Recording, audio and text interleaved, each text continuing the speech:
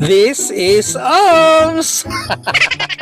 For today's video, hindi natin gagayahin sila. Tuwa-tuwa tayo sa batang yan kasi nakita ko nagka-capsule siya.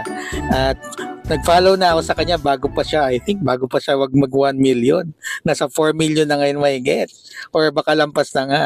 Anyways, this is a where to stay in Tagaytay video, okay? And this is Quest Hotel. Ayan. I'm not sure kung chinacharot lang ako ni Commander pero nakuha daw nila to for less than 2.5. Kasi I think promo, this is Father's Day. And chinek ko ngayon sa rates niya, less than, nasa around 5,000 lang, 5,000 yung rate niya. Yan. So obviously, yung sinabi kong less than 2.5 na rate na nakuha namin siya is without breakfast. Ito nga pala yung kanilang yan yung kanilang pinaka-resto, yung kanilang kainan. Anyways, alam niyo ba kung nasaan to? Yung likod niyan is Fora.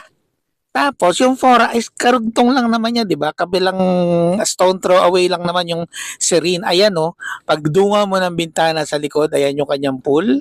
Tapos ayan na yung pinaka-garden ng Fora. Yan, kung nakapunta na kayo sa Fora Mall sa Tagaytay. Tapos ayan na mismo yung mall. Ganon siya kalapit.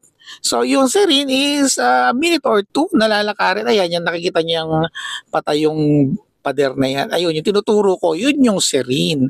O diba, that's so lapit, that's so convenient. Lahat ng kailangan mo, convenience store. Actually, nandyan lang sa baba. May 7-Eleven dyan sa may Fora. Kainan. Mas maraming kainan sa Serene kumpara sa Fora. Tapos may mga laruan ng bata sa Fora. And parehas na sa Serene. Okay? So, super ganda, super convenient ng location na to. And it's very well priced. Okay siya. So, silipin na natin yung kwarto. Room raid na tayo. This is a 2-bedroom na kwarto. Dito natulog si Bunso at saka yung kanyang pinsan kasi supposedly kasama namin sila mother dito pero hindi natuloy. Ayan, ito yung kanyang CR, kompleto ng amenities.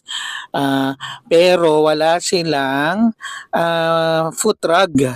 Yun, kaya medyo kung makulit ka sa tubig, maglalatiti yung banyo. Tapos wala rin silang toothbrush yan. Pero may convenience store naman sa baba. Shampoo and soap provided na siya and towels. Yun, wala nga lang foot rug sa banyo. Tapos may fridge. Lahat, wifi, pinaka-importante. TV, AC, yun. Basically, it's complete. Ito naman yung kabilang kwarto. This is the king or queen size bed. Single bed naman siya na kwarto. So basically it's the same. Kung ano yung makikita mo sa kabila, magkaiba lang itsura ng kama. Ayan. Tapos ito naman yung view from the other side na tagal mabuksan. Ayan, di ba? So if you're considering Tagaytay, isa to sa mga murang rates na hotel type. So you might want to try Quest Hotel. Ayan. So I'm gonna leave you with this super aesthetic night view ng kanilang poolside. Okay, so kung hindi naman po kalabisan, baka naman pwedeng pa-like naman dyan, pa-share, and pa-follow. Okay? So mga ka-travels, ingat po palagi. Okay? Lalo na yung ating mga drivers dyan. Ingat palagi. God bless. Momo chup chup.